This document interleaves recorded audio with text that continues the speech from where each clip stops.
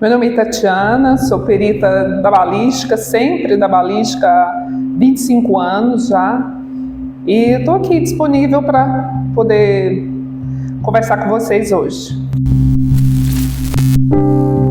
Igual eu estava te falando, foi Não lembra quando que foi? Que ano que foi? 2014. As mortes começaram em janeiro, né? Então a sessão estava dentro da rotina dela normal e eu peguei uma caracterização de uma mulher que tinha levado um tiro no tórax, né? Numa situação corriqueira. Não me lembro muito bem, mas era o mês de janeiro de 2014 e parece que ela tinha que comprar alguma coisa. Nada que chamasse atenção, né? Aí eu fiz a caracterização. No outro mês, já no começo do outro mês, ou no próprio janeiro mesmo, já tinha uma outra vítima. E aí já me passaram como, Tatiana, existe mais uma mulher com um tiro no tórax que está aqui para caracterizar. Aí como a gente já estava caracterizando o outro, não dá aí que eu vou fazer.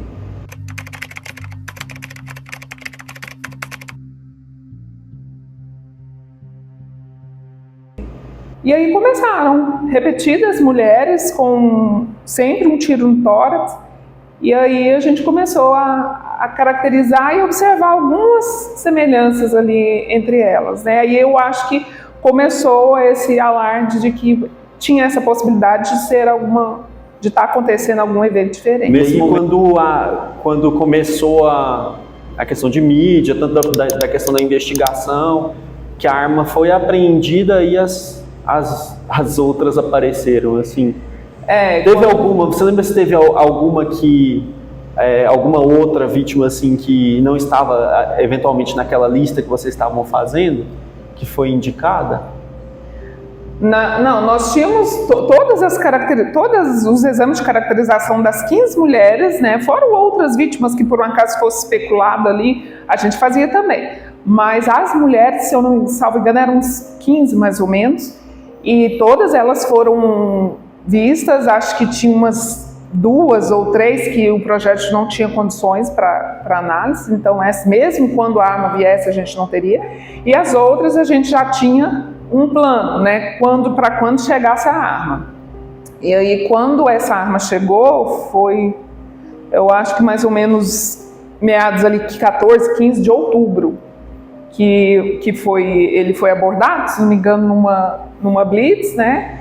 E aí os investigadores, né, na polícia foram até ele e fizeram a apreensão da arma.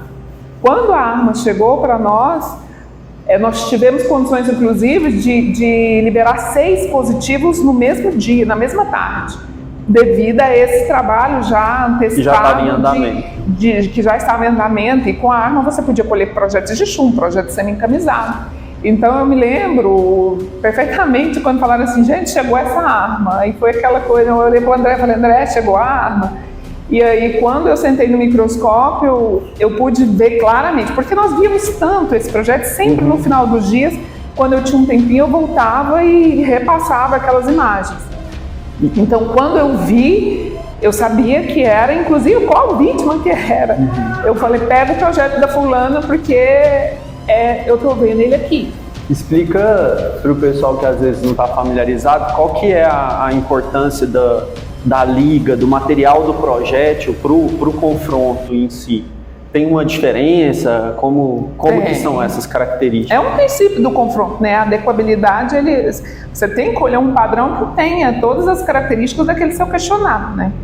O projeto de chumbo, ele deforma muito, ainda mais é uma liga mole, né? Apesar de ter um antimônio e tudo, mas é uma liga mole. Então ele vai passando pelas estruturas, vai escoriando, você tem todos os estriamentos que são do projeto em si, tudo aquilo que é acidental. Mas quando você tem o projeto padrão, você consegue estabelecer aquilo que é realmente estriamento e aquilo que não é. Essa é a importância do padrão. Então você pega um padrão de mesma marca, de mesmo revestimento, né, de mesma quantidade de pólvora, de carga, e produz aquilo que é o mais semelhante possível daquilo que você tem. E a gente tinha condições, porque a gente já tinha arma, né? Aí, à medida que fizemos isso, a gente colheu também do semi-encamisado. Era um semi-encamisado Silver Point, de projeto difícil, né? Mas nós tínhamos 2 vítimas com ele. E aí também podemos positivar. Os projéteis, eles eram de chumbo, né, muito deformados. Uma área que estava preservada em um, estava em outro, mas... Todos eram de chumbo? Quase todos. Tinham 2 vítimas que eram semi-encamisados. Mas o modus operandi estava chamando mais atenção do que a balística em si, embora a gente já estivesse vendo algumas semelhanças ali. Mas nada que nos levasse a dizer, não, nesse momento a gente já caracteriza como um serial killer, alguma coisa assim. Porque o de chumbo, principalmente considerando a região que era, de tórax, né, quase sempre ele ia pegar osso e aí acabava deformando muito, escoriando, perdendo muita característica. Muito. Então, é geralmente uma área que você consegue contemplar num projeto, você já não consegue no outro. E aí, para você estabelecer, né, é um cantinho ali, uma curvinha aqui, mas... Semelhanças que não eram suficientes para formar uma convicção de um positivo, né? E ainda que eventualmente fosse, né, uma coisa é você ter 2 vítimas e outra você ter quantas no final foram positivadas pela balística, você lembra? Eu acho que umas 15. Até mais ou menos o mês de maio, nós conversávamos. O problema é que é sempre assim, a sessão ela não para por causa de um caso, né? A gente tem toda a dinâmica da sessão de atender todo o estado, então eram muitas demandas. Mas como os casos sempre vinham, né, para eu poder ver, e eu já estava acostumada, a gente ia traçando. Então, eu me lembro que eu e o André, o colega, a gente tinha uma lista em mãos daqueles que eram mais parecidos, né? E assim que começaram as reuniões, né, toda a movimentação da investigação também, a gente já conseguia mais ou menos... Já tinha mapeado mais ou menos aquelas vítimas. Só que nós precisávamos ter a oportunidade de ter um padrão que pudesse abrir aquele leque, né, de todas as imagens que a gente estava quando se pegava todas as vítimas, havia semelhanças ali entre os projéteis, mas só que como cada um deles tinha uma área diferente, assim, de deformação, ou seja, perdia características assim. Eu me lembro que até junho, mais ou menos, nós tínhamos 2 vítimas com chumbo que era certeza para nós que a gente já conseguia mesmo sem a arma, mesmo sem a arma entre elas, e 2 outras que eram os 2 semi-encamisados.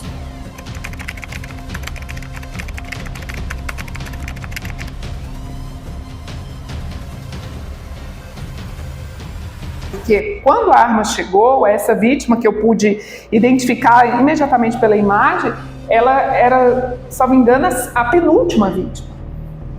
Então nós íamos amarrando, né? A primeira, o A, fazendo uma escadinha.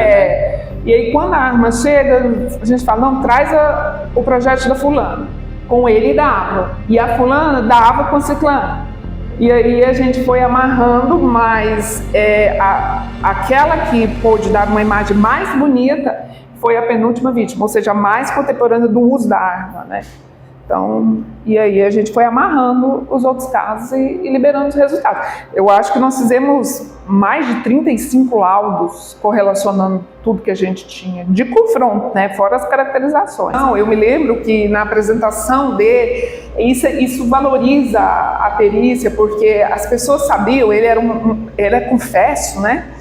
Mas as pessoas, quando ele foi levado numa ocasião em que nós fomos chamados no dia da apresentação dele, acho que para as famílias estavam todas identificadas com os nomes das suas vítimas, e eles estavam esperando que a perícia, porque parece que existia uma confiança de que alguém estava produzindo uma prova real, cientificamente, né?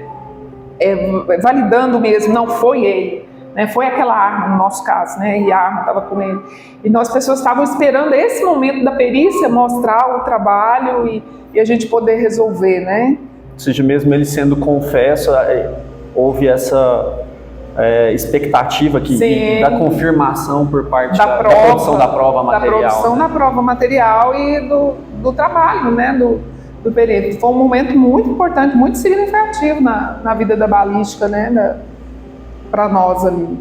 E uma coisa que eu acho importante desse caso para a perícia é que ele valoriza o trabalho do perito, porque esse caso, esses projéteis, eles não foram colocados nos nossos meios mais modernos de imagem.